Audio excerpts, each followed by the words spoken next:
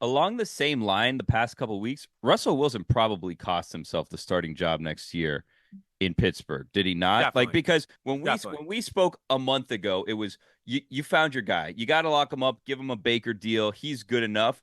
But the last couple of weeks, you found out he is not good enough. And this is Yeah, probably his last starting chance, I would think. I would think so. And like found your guy. And I know I certainly was. Hey, he's playing well and all that. Even when he was playing well, I was like, I don't know how much long term I want to commit to him. But I mean, either way, to what you're saying there, there's no way. There's no way he's going to be done as a starting quarterback. It's 3 teams in a row now where you kind of hear the locker room doesn't love him.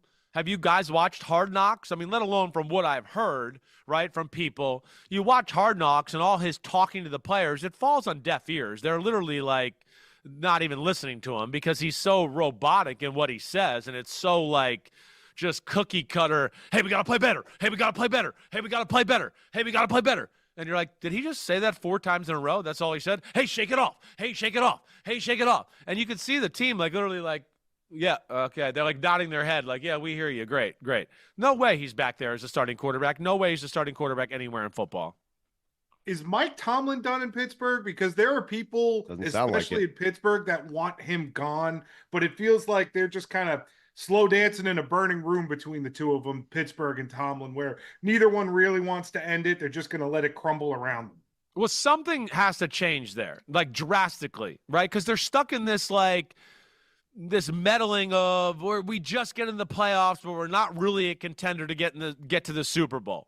And I think a little bit is that because they try to get to the Super Bowl and they kind of put Band-Aids on their roster and they never kind of really tear it down to go, okay, now let's rebuild it. That's a problem. Yeah, all the talks about like he's lost his last 5 playoff games and all that. I understand that. All that should be there. I get it, right? Certainly do. 2017 was probably the last 2017 and 2018 were probably the last 2 years where you went, man, the Steelers could go to a Super Bowl and win it. 2017, they blew that game against the Jaguars, remember? And Blake Bortles, that was a big deal because they were already talking about their championship game matchup with the Patriots. That was a mess up. The next year, they missed the playoffs, and it was one of those teams where they were banged up during the year and they got hot late, and you were like, if they get in, they might win the Super Bowl. They didn't get in. That was the last time they've been legit. Now, what I will say with Mike Tomlin, and you heard me say drastic, something on the roster drastically has to change. Yeah. That's the big thing. I mean, one, they can't get the quarterback issue right. That's sure. And if you want to blame Mike Tomlin for offensive coordinator failures or stuff like that, okay, I understand all that too. But the way his team plays and the way they compete and the way he manages games, I have a hard time looking and blaming Mike Tomlin and Mikey Ye. They have a clear pecking order there, right? He coaches the team. They got a front office that picks the players.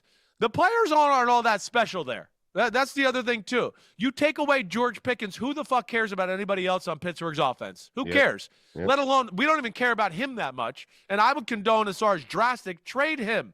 He's one of your best assets. He's a pain in the butt. Get him out of here. Get some things for him. On the defensive side of the ball, it's the same thing.